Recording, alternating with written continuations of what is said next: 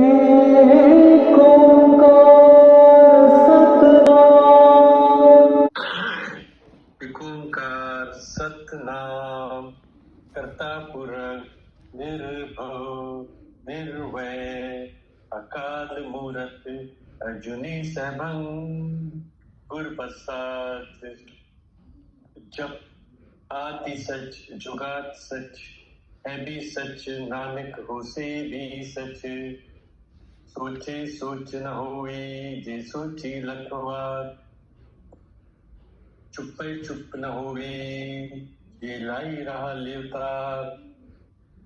बिखवा भूख न उतरी जे बना पुरिया भार।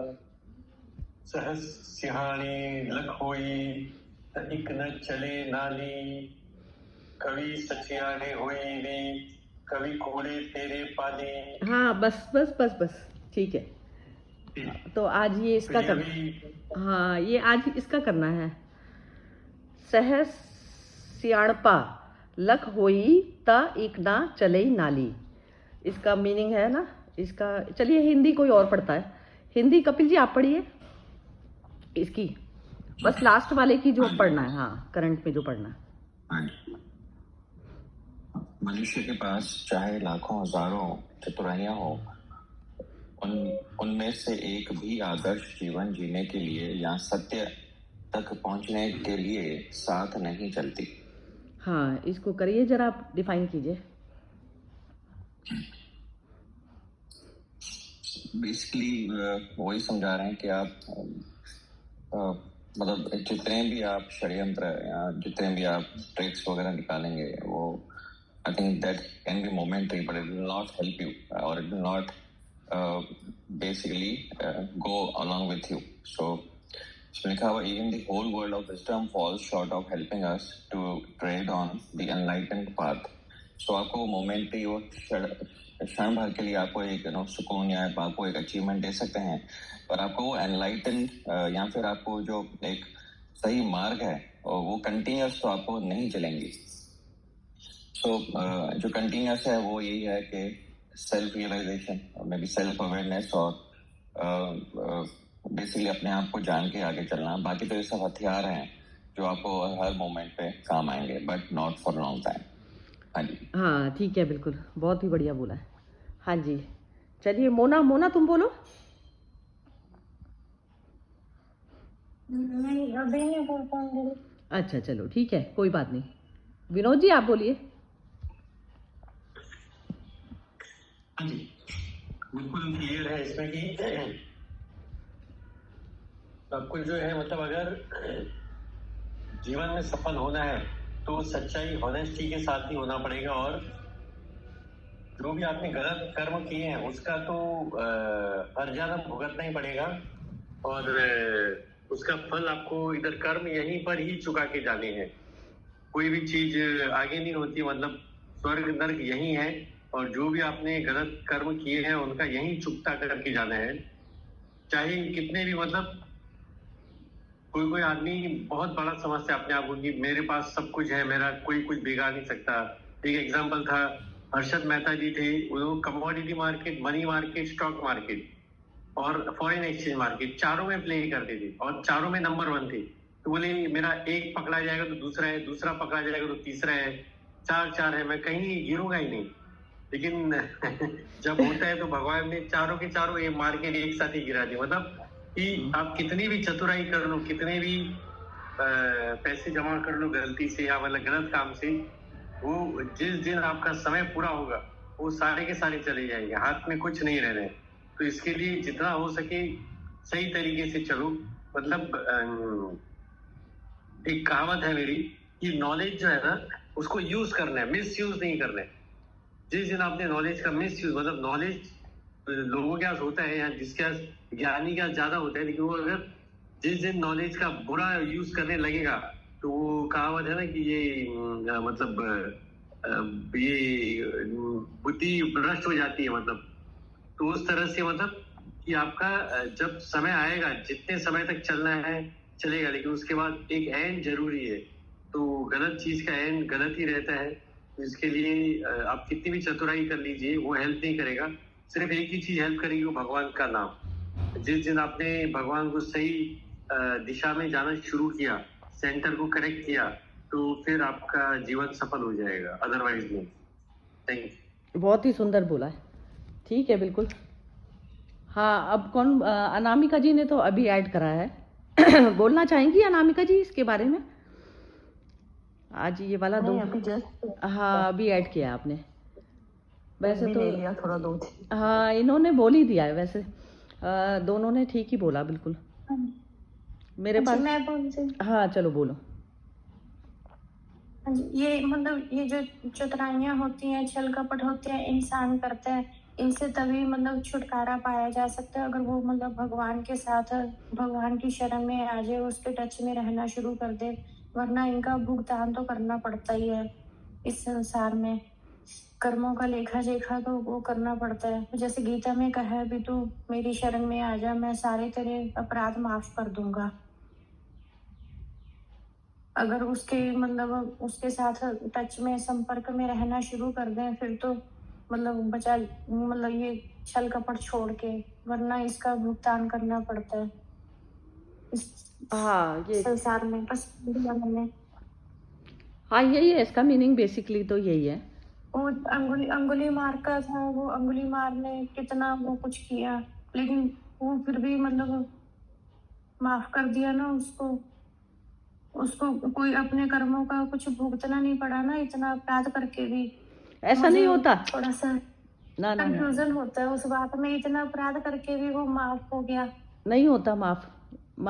माफ कुछ नहीं होता। वो तो जो जिसके दिमाग में जो इमेज बनी हुई है वो तो तुम्हें करनी पड़ेगी, लेकिन जब आपका साक्षी भाव पूरी तरह से उपलब्ध हो गए आप उसको, कि मैं ये शरीर नहीं, वो तो आप सहन कर जाते हो वो चीज़ें। ऐसा नहीं है जो खेती है वो जो पुरानी है जो तुम्हारी सारी खत्म हो जाएगी। कुछ भी खत्म नहीं होता, कुछ भी डिलीट नहीं होता अकाउंट में, बस जागना जरूरी है। जागने में जो मेरा ये बर्थ है, जैसे मैं आज जागी, ये दो तरफा तीर है ना। जैसे इसमें क्या होता है ना, जैसे हम किसी के साथ कर्म करते हैं तो कर्म का हमारा लेना देना जब होता है तो कर्म में सिर्फ हम दो उसमें करते हैं, हमारा तीसरे को भूल जाते हैं, तीसरा भूल जाते हैं। जो तीसरे वाली जो स्थिर है ना विनोद जी, जो आपने जो कल वो जो ब्रह्म कुमारी की जो वो भेजी थी ना वीडियो, वही से रिलेटेड ही बराबर। हाँ, तो वो जो शांति तत्व वही हुआ, शांति तत्व कि मैं अपने स्वरूप में स्थित। स्वरूप क्या चीज हुई, सबसे पहले उस पर स्थित होना पड़ेगा कि मैं जो है जन्म मृत्यु से परे, तो मेरे पास में फिर कोई डर नहीं रह गया। अब मैं फ्री हूँ सिचुएशन को हैंडल करने के लिए, उस वाले भाव में आना पड़ता। तो तीसरा वाला यदि तत्व तुम्हारा जागृत नहीं है और आप कर्म में लग गए, लिप्त हो गए कि ये तो जो है आपस में दो जनों का चल रहा है, तो कर्म का दोष सारा हमारा होता है, अच्छा भी और बुरा भी, जो भी हम कर रहे हैं सामने। तो जो तीसरा तत्व होता है ना, जो तीसरे तत्व में जो स्थित हुआ है, पहले तीसरा वाला बंदा यदि नहीं है ना, और आप भूल गए हो, अपने स्वयं को भूल गए, स्वयं की स्मृति में जो भी कुछ कर्म किया जाएगा सिर्फ वही खत्म होती है चीज। अदरवाइज तो सारा कुछ ही लेना देना हमारा है, हम अच्छे जीवन व्यतीत करें। अब ये जो ब्रह्म कुमारी है ना, मैं इनके साथ में इसलिए सहमत नहीं होती कई बार कि ये वैसा तो बताते हैं, लेकिन है ना, कृष्ण जैसे कृष्ण पूर्ण अवतार में आए, कृष्ण ने जैसे सारा कुछ टोटल एक्सेप्टेंस की।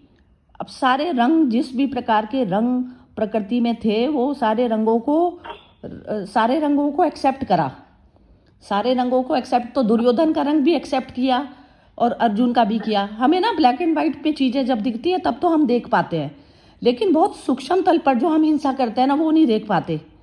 तो सूक्ष्म तल पर जो हिंसा होती है ना, वो ऐसी होती है कि जैसे मैंने अपना मैं को बचाए रखते हुए मैं सामने व्यक्ति के साथ में बिहेवियर कर रही हूँ, तो वो मेरा आर्टिफिशियल बिहेवियर है सारा। मैं अपने मैं तत्व को बचाया हूँ कि मेरी इमेज पे कोई दाग ना लग जाए। ना, वो तो दाग लगने से परे है। आत्मा भाव जो है वो दाग लगने से परे है, उस पर कुछ भी निर्लिप्त है ना, उसकी जो वो है ना, उसकी क्वालिटी वो निर्लिप्त है। तो हम फ्री हो जाते हैं कि सामने अब हमें अपनी इमेज की कोई मैटर नहीं है कि उसको बचाने के लिए हमें करना है। तो ज़्यादातर मनुष्य जो बिहेवियर करते हैं, जो अच्छा सारा समाज है ना, वो ज़्यादातर अपनी इमेज को बचाए रखने, और इसी कारण ही जो है बर्बाद होता चला जा रहा है। जब तक हम पूरी एक्सेप्टेंस में ना देखेंगे ना, जब तक इंसान मनुष्य अपनी मैं को बचाए हुए है ना, तो वो पाप कर्म में लिप्त माना जाता है। अब उस पर जो ऐसा नहीं था कि उसको जो है वो छूट गया था, वो क्या नाम है इसका, अंगुली माल, छूटा उटा कुछ नहीं था। वो बुद्ध की शरण में आकर उसको जागृति हो गई थी कि मैं तत्व जो है वो क्या चीज़ है, और सारा जो कर्म का बंधन है, मैं जिन जिन लोगों के लिए पालने के लिए ये सब चीज़ें जो कर रहा हूँ, तो वो तो आँख एक नॉर्मल बंदे को भी आ जाती है, लेकिन जागृति वाली आँख नहीं आती। एक बंदे को जैसे कहते हैं ना टॉर्चर, वो 10 साल जेल की सजा काट आया फिर भी उसको पता चल गया, वो वाली चीज़ नहीं होती। फिर भी आँख खुल जाए तो गनीमत है। तो वो जो चीज़ है, जब मैं अपने परम तत्व में बैठ गई तो वो मेरे को शांति वाली स्टेज हो गई। शांति वाली स्टेज पे आकर फिर अब मैं किसी भी प्रकार का जो मैं बिहेवियर करती हूँ ना, तो उसमें मेरे को सोचना नहीं पड़ता कि मैं बाहर में कैसा एक्ट करूँगी। मेरा हर समय हर एक्ट मेरा अनप्रिडिक्टेबल होगा, क्योंकि सिचुएशन की जैसी डिमांड होगी मैं वैसे करूँगी। तो वो चीज़ होती है। तो वो उस तत्व पर क्या होता है, वो आपका कोई भी बिंदु हिला नहीं।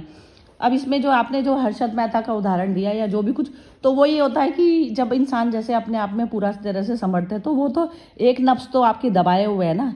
जब तक अहंकार का, जैसे कहते हैं ना, नाक का फन जो है वो खड़ा ही है, वो खड़ा हो जाता है, वो सिचुएशन आने पे दब जाता है, वैसे नहीं तो खड़ा हो जाता है। तो वो जो चीज़ है वो तो किसी की भी नहीं चली आज तक भी। वो बस टाइम पीरियड होता है कि उतने दिन वो जो है वो भी कार्य जो है ये ब्रह्म की मर्जी से चल रहे होते हैं, उसके थ्रू वो उतना कहते हैं ना, जैसे पाप का घड़ा भरा नहीं तो वो भरते ही खत्म होएगा। तो पाप का घड़ा किसी का तो ना अच्छा करवा के भरवाता है वो, जैसे किसी का नाम और यश वगैरह बहुत फेमस करवा के करवाता है, वो भी पाप का घड़ा होता है, लेकिन हमें दिखता नहीं, हमें लगता है कि अच्छा कर रहा है। तो वो आँख जब तक नहीं आती तो तब तक ये कहते हैं, जैसे चतुराई, जब तक हम अपने शरीर के लिए कोई चतुराई करें, हम समाज में बड़ा अच्छा बनने के लिए चतुराइयाँ करते हैं कि हमारी इमेज जो है बढ़िया बनी रहे, तो उसके लिए भी चतुराई करता है इंसान। तो ये चीज़ जो है इस श्लोक में बताई जाए, तो आदर्श जीवन जीने के लिए एक आदर्श जीवन जी रहा है, सुबह उठना 5 बजे, वो सब करना, सारे उसके रूटीन ऐसे चलेंगे बिल्कुल। और गरीबों में दान बांटना, वो सब, जैसे अभी ये कोई वो आती हैं जो त्यौहार वगैरह आते हैं, तो उन पे जा के चैरिटी करते हैं, स्पेशली करते हैं। लेकिन वो सारी चतुराइयाँ हैं, सत्य को नहीं पा सकते, सत्य बहुत दूर है उससे, ये मतलब है इसका। मेरे ख्याल से समझ में तो आ गई होगी। तो वो जो चीज़ होती है ना, जैसे ज़्यादा सारे उसमें एक्सेप्ट करना ना, तो जैसे सारे कलर को एक्सेप्ट करना पड़ेगा। सारे कलर जैसे आए ना, अब इन्होंने सिंह साहब ने ये लिखा कि हमें आदमी को वैसे एक्सेप्ट करना है जैसे वो है, ऐसे एक्सेप्ट कर लेंगे तो दुर्योधन को फिर भगवान ने क्यों करवाया था खत्म। हमारे पास उदाहरण है ना ये वाले। तो आप बताइए जरा इसमें, विनोद जी जरा आप बताइए।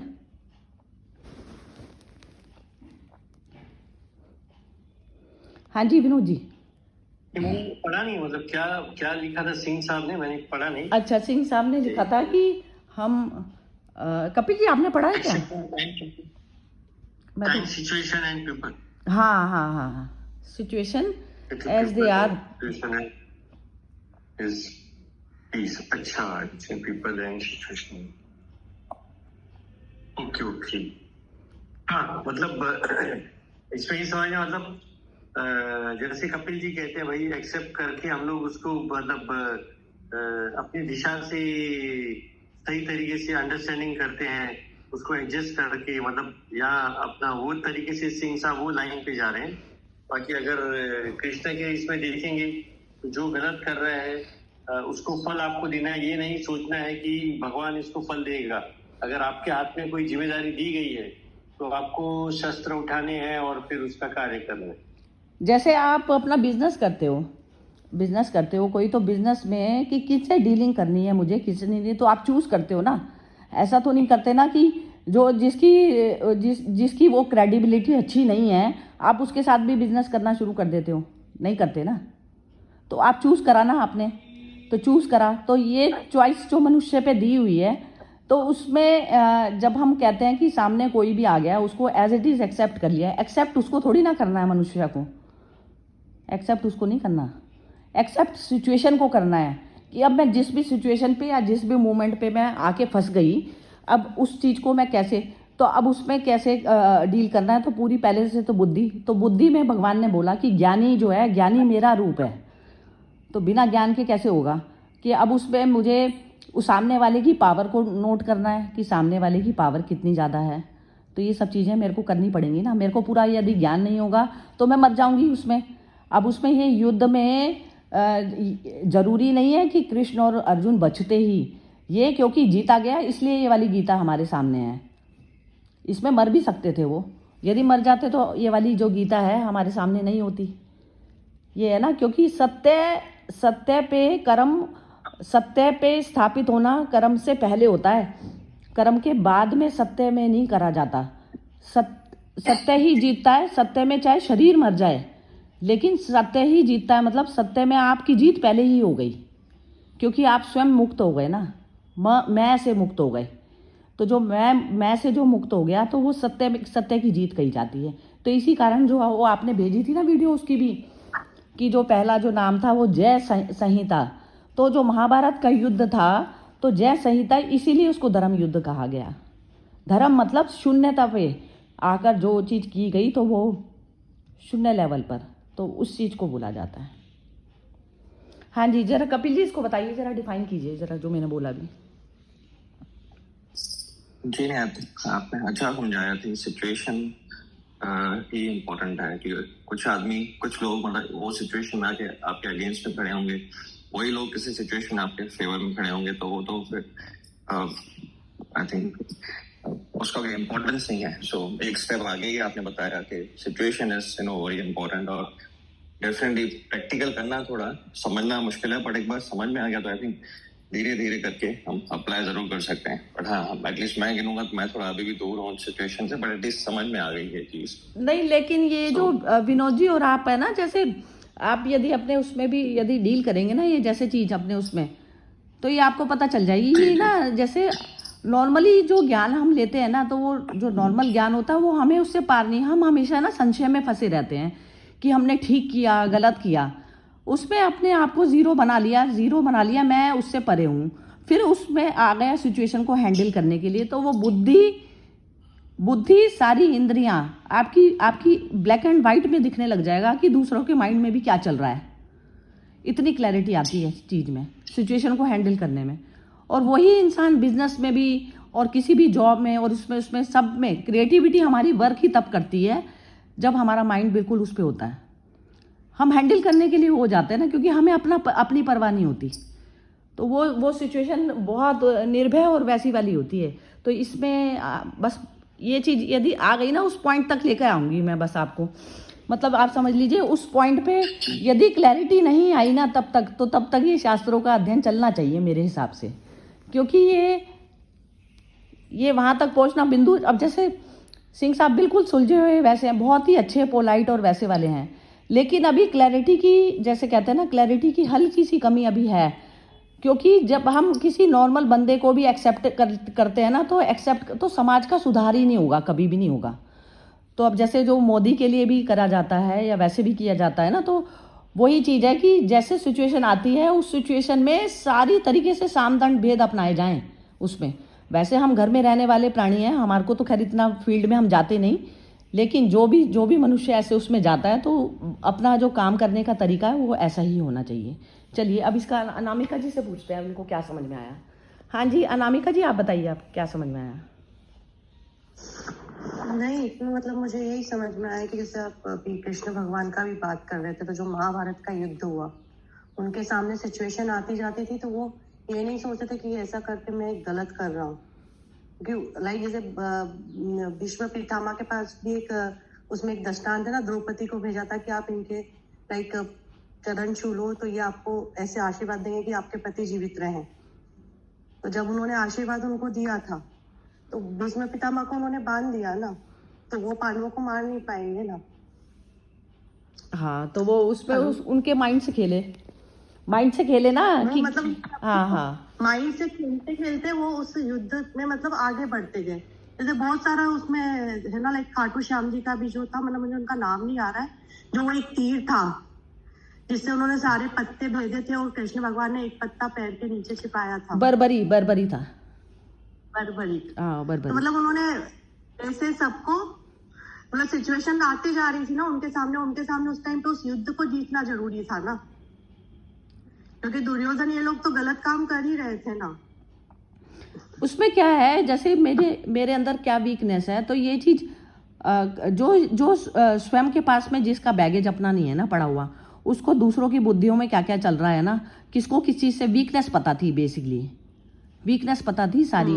अब जैसे जब हम एक एक इंसान की वीकनेस जानते हैं ना, जिनके साथ हम डील करते हैं, तो हम उनके माइंड को हमने पढ़ लिया। अब उसकी जहाँ जिसकी भी कमजोरी थी, वहीं पर उसको पकड़ के उसको यूज कर लिया। ऐसे ऐसे ऐसे किया जाता है बस। तो जो इंसान स्वयं में मुक्त होता है वही कर पाता है ना ये चीज।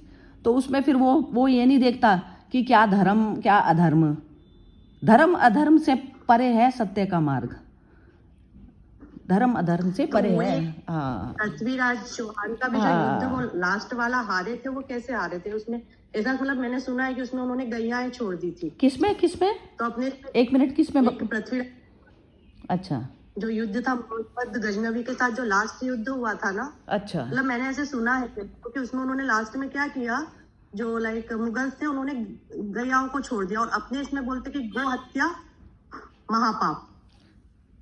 हाँ, तो आपने उस टाइम पे उन्होंने डिसीजन, सबने अपने शस्त्र त्याग दिए, तो वो युद्ध वो जीत गए। मतलब ऐसा सुना है मैंने, कोई सा तो एक युद्ध के बारे में। अच्छा, तो अच्छा, उसके बाद फिर मतलब अपने यहाँ पे मंदिरों का तोड़ना और ये सब स्टार्ट हो गया था ना, तो वहां पे उन्हें निर्णय लेना था। तो उसमें उन्होंने मतलब उस चीज में अगर लाइक मतलब ये शायद किसी इस्कॉन केस में मैंने सुना था, ये वाली कथा जो है।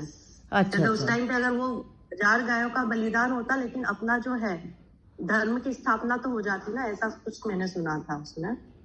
हाँ, धर्म को वही चीज है कि सारी परिस्थितियों को उसको धर्म के लिए, एक तो होता है ना धर्म के लिए यूज कर जाना, और एक होता है अपने मैं के लिए यूज कर जाना। तो बस वही फर्क है। जो ये मनुष्य है, जैसे अभी ये जो हर्षद मेहता की जो इन्होंने बात बताई, तो वो मैं के लिए करोगे तो आपका ये तो ब्लैक एंड व्हाइट पे हमें दिख रहे हैं। जरूरी भी नहीं है कि तुम्हारे सामने रहते हुए में वो बंदे दिखेंगे ऐसे कि कोई जो बुरा कर रहा है उसको उसके साथ में बुरा हो रहा है, ऐसा जरूरी भी नहीं है, दिखता नहीं है ऐसा जरूरी। ये तो उदाहरण के तौर पर कहते हैं ना, यश अपयश ये सब जो है होता तो सारी उसी की लीला है। बस लीला में हमारे पास में पार्ट इतना है कि हम अपने ऊपर जो है अपने स्वरूप को जानते हुए में हम कर्म जो है सही कर्म कर सके, बस इतना हमारे हाथ में है। तो बार बार हर कर्म में हमें मर्ज होना पड़ता है। छोटे से छोटे कर्म से स्टार्ट करनी पड़ती है जर्नी। छोटा सा छोटा कर्म, जैसे कहते हैं ना, वो ओशो बोलते थे कि छोटे से छोटे कर्म को जो है अपना ध्यान बना लो। ध्यान बना लो मतलब कि हर वक्त हर क्षण मेरे को अपनी अवेयरनेस रहे कि मैं कौन हूँ। बस ये चीज़ रहोगे तो बाहर की चीज़ें धीरे धीरे आपकी ख़त्म होती चली जाएंगी। यही चीज़ है बस। चलिए ख़त्म करते हैं आज का। जय श्री कृष्णा। जय श्री कृष्णा। जय श्री कृष्ण।